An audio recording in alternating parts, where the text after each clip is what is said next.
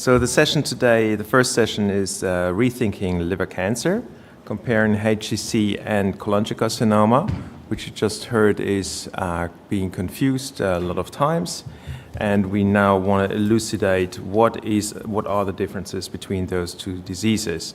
So we start off with Dr. Abid Suddle, and he will give us a presentation on what is HCC, and I also would like to address the online audience. If there are questions in regards to the coming presentations, please drop them in the app and we can discuss at the Q&A.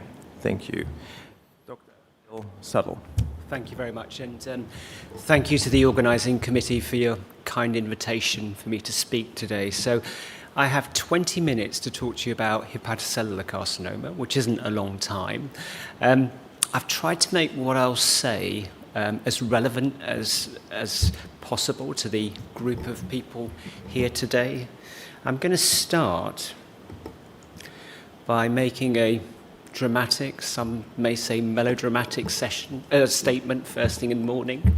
So hepatocellular carcinoma, also known as HCC, hepatoma, liver cell carcinoma, is a scourge and a tragedy. So why do I use the word scourge? Well, primary liver cancer. HCC is the main type of primary liver cancer. Primary liver cancer is the third leading cause for cancer death worldwide. And this is a tragedy because in many patients, HCC should be preventable, at least in principle. We know the risk factors for developing HCC in many patients, yet many present with advanced cancer at a time when they can't have curative treatment options. And despite those curative treatment options, the 5-year survival for HCC in the UK is less than 20%. But there is light at the end of the tunnel. Research in HCC is currently at a level and of a quality that we haven't seen previously. As we were hearing about through patient advocacy groups, through British Liver Trust, the national profile of liver disease and liver cancer is again at a level we've never seen. And we genuinely have a wide range of treatment options that can be offered to patients, including curative treatment options and treatments that prolong overall survival meaningfully in patients who present with more advanced disease. And this is an illustration of one of the newer treatments, selective internal radiation therapy. So I suppose now I'll go on to a more conventional definition of what HCC is. It's an epithelioid tumour showing hepatocytic differentiation. In other words, it's a cancer derived from the liver cells as opposed to the lining of the bile ducts. It's the most common form of primary liver cancer, but perhaps the relative ratio of HCC to cholangiocarcinoma is not as straightforward as some studies would make you believe. So in 2018, worldwide in 2018, HCC represented 80% of the primary liver cancers, cholangiocarcinoma 15%, and other histology, including mixed tumours and rare vascular cancers, about 5%. There's a nice paper published by Burton's group in the UK, which showed primary liver cancers between 1997 and 2017, the ratio was different. It was about 50% HCC versus 37% cholangiocarcinoma. And perhaps this ratio is more indicative of what we see in Northern Europe, Central America, Oceania, etc. In the United States, 77% of primary liver cancers were HCC. This slide just summarizes the global burden of primary liver cancer, including HCC and cholangiocarcinoma. So over 900,000 people diagnosed in 2020, over 830,000 deaths, the third leading cause of cancer-related death worldwide, And with current projections, more than 1 million people with primary liver cancer will be diagnosed in 2030, by 2030. This panel shows the incidence, prevalence, and mortality associated with hepatocellular carcinoma, with, for example, on the incidence panel, the darker blue indicative of the higher incident areas in the world. HCC rates are highest in Eastern Asia, North Africa, and Southeast Asia, reflecting the incidence of viral hepatitis, which is the major risk factor worldwide for HCC. Panel D is an interesting one, and this has been alluded to in the last presentation. This looks at the number of cases versus mortality every year from liver cancer compared to other cancers.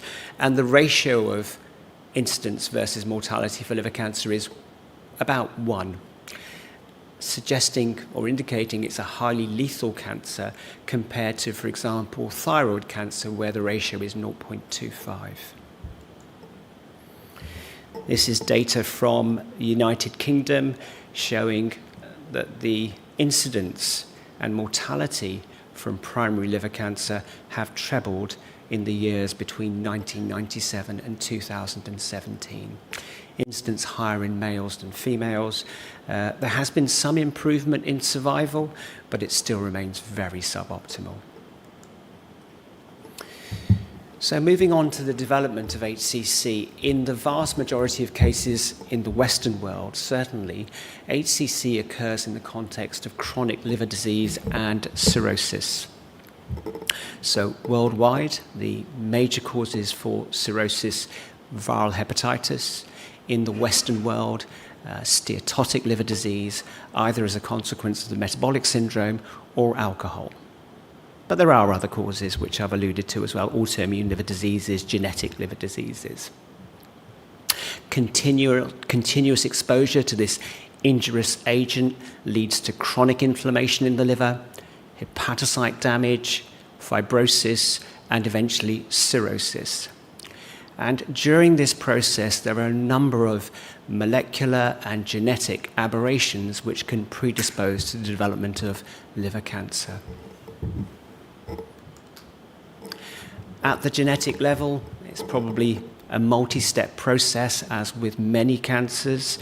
So there may be single, I've got a point. Oh yeah. So you may have single nucleotide polymorphisms which either predispose to chronic liver disease and cancer or protect from chronic liver disease.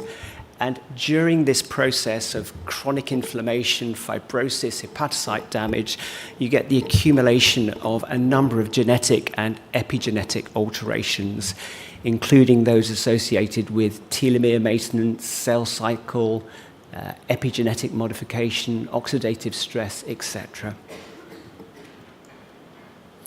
So a picture's worth 1,000 words sometimes. This is a normal liver, a tawny brown colour with smooth outlines. This is a cirrhotic liver with nodules of hepatocytes separated by broad swathes of scarring fibrosis. And this final panel is a hepatocellular carcinoma in that cirrhotic liver. So the major risk factor to the development of HCC is cirrhosis, and cirrhosis of any cause.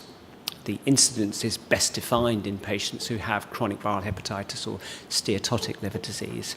It can occur in non-cirrhotic livers, certain patients with chronic hepatitis B infection. We're increasingly seeing it in chronic liver disease, but not cirrhosis associated with metabolic syndrome-associated liver disease. And this will be a real problem in the future, both in terms of numbers and surveillance.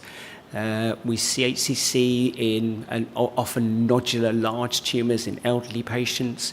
We can see malignant transformation of benign liver lesions such as adenoma. And fibrolamellar HCC is a specific subtype occurring in a younger population, which I won't really go through. Other risk factors: age. The incidence rises from the age of about 45, sharply in males, less sharply in females, with a peak incidence in the elderly. Male sex, 3 to 5 times incidence versus females.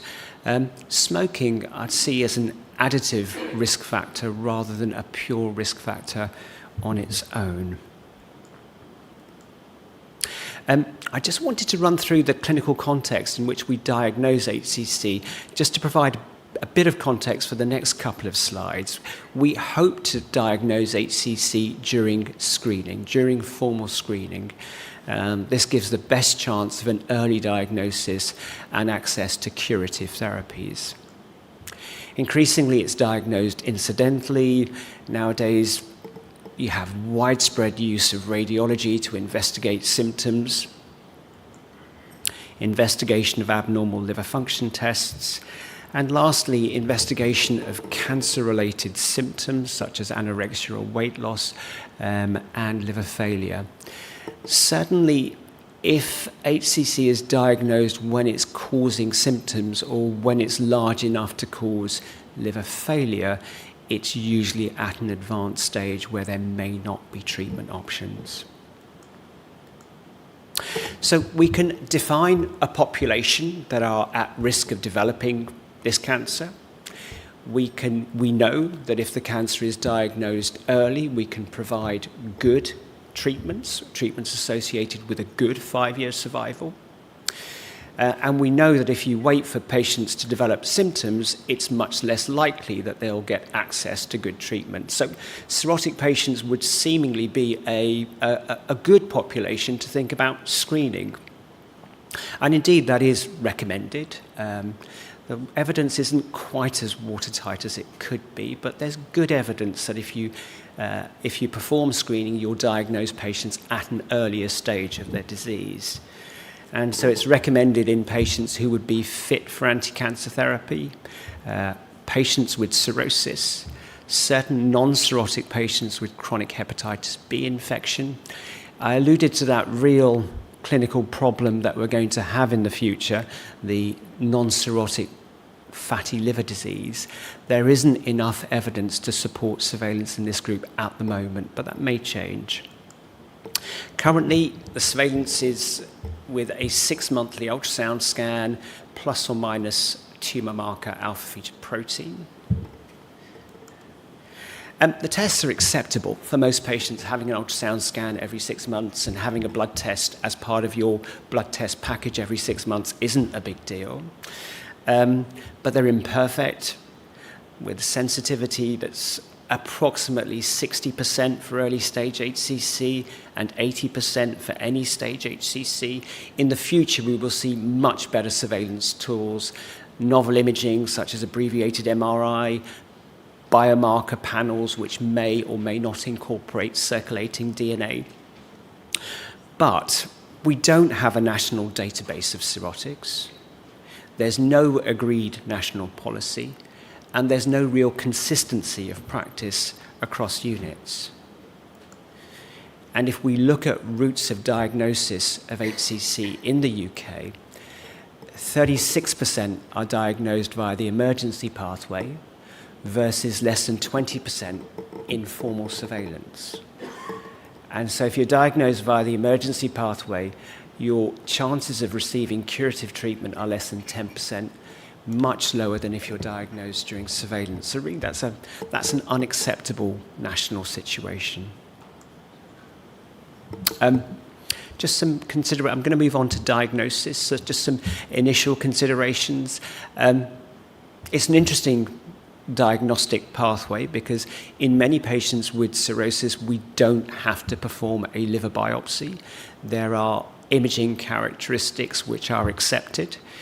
Biopsy is required if imaging is not characteristic or if the patient's non-cirrhotic. We've traditionally always avoided biopsy if surgical treatment such as resection or transplantation is planned, but this may change. And biopsy is required from a regulatory perspective to get access to systemic therapies for HCC, unless it was thought, that biopsy would be dangerous or associated with complications. Okay, so I'm just going to take you through the algorithm if we find a nodule on ultrasound during screening, or if you found a nodule on some imaging investigation for an unrelated symptom. So when the lesion is less than 1 centimetre in size, the sensitivity of further investigations, including imaging studies and biopsies, relatively low.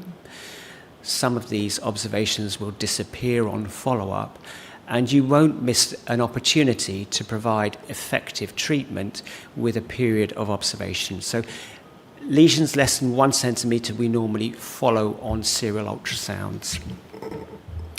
If the nodule is above 1 centimetre in size, the key investigation is contrast-enhanced axial imaging, either contrast-enhanced CT or contrast-enhanced MRI. Both have their advantages and disadvantages. The characteristic features are hypervascularity on the arterial phase of the scan with portal venous washout on later phases of the scan. If you get characteristic findings on characteristic hallmarks on one imaging modality, you've got your diagnosis. If it's unclear, you may do the other imaging modality, and if there remains diagnostic doubt, biopsy is required. I did want to talk a bit about treatment because we do have a significant number of treatment options available for HCC now. But just some general principles. The majority of cases occur in cirrhotic patients, so we are evaluating and managing two diseases, in effect, which may have independent natural histories. So, for example, if you have liver failure with a small liver cancer, the liver failure will limit your life expectancy much more so than the cancer. Allocation of treatment, as with many cancers, depends on the tumour staging and the patient fitness, but also, very importantly in HCC, liver function linked to the severity of portal hypertension. And in general, if you have good liver function and performance status, potentially several treatment options available. If you have decompensated cirrhosis, the only treatment associated with improved survival is liver transplantation. And a performance status of 2 or more, the benefit of anti-cancer treatment's questionable, although the tyrosine kinase inhibitor sorafenib is licensed. The easiest treatment comes HCC in a non-cirrhotic liver, which I won't talk much about. Resection's a treatment of choice. I can't emphasize enough how important it is that management is determined in an expert multidisciplinary team with input from hepatology, HBB surgery, transplant surgery, medical and clinical oncology, interventional radiology, palliative care, and clinical nurse specialists. And this has been proven to be of a survival benefit, associated with a survival benefit. I'll just run through an outline of some of the treatment strategies we employ. With early stage HCC, we're aiming for treatment associated with a good 5-year survival. The radical or curative treatment options include surgical resection, liver transplantation, and ablation, which is predominantly thermal, microwave, or radiofrequency ablation. Liver transplant is curative in a way that the other treatments are not curative, because you not only remove the cancer, you remove the cirrhotic liver, which is a risk for further cancers developing. For intermediate stage HCC, multifocal disease beyond transplant criteria, the backbone has always been with local regional therapy, and especially intra-arterial embolic therapy, either transarterial chemoembolization or particle embolization. Increasingly, we're using selective internal radiation therapy, SIRT, for certain patient phenotypes, such as those with large cancers or large bilobar cancers, or large solitary cancers, and systemic therapy for large volume bilobar disease. For advanced stage HCC, that associated with extrahepatic disease spread or vascular infiltration, systemic therapy is first line, usually with certain potential option if there's locally invasive HCC, i.e. A tumor associated with a branch tumor, portal vein thrombosis. And there are a group, unfortunately, who present with terminal stage HCC for whom best supportive care is a treatment modality. So I'll just finish off now, just to say that, of course, is an oversimplification of patient pathways, and now patients will increasingly have multimodality treatment if and when they progress through the different stages, therefore improving their prognosis and survival. There have been major advances in systemic therapy for advanced HCC, and I'll just leave it by saying that there are first and second line and third line treatment options now. And probably the most important slide is preventing premature death, national policies to improve liver health, get people to drink less alcohol, get people to live healthy lives, vaccination against hepatitis B, early detection of viral hepatitis. If a patient develops chronic liver disease or cirrhosis, effective screening to ensure that diagnosis is made early when they have access to curative treatment options, and not forgetting the fact that even if they're diagnosed with HCC, preserving liver health, optimizing liver health, preventing ongoing inflammation is important, not only to maintain their liver function, but to reduce the risk of recurrent or metachronous disease. And thanks so much for your attention.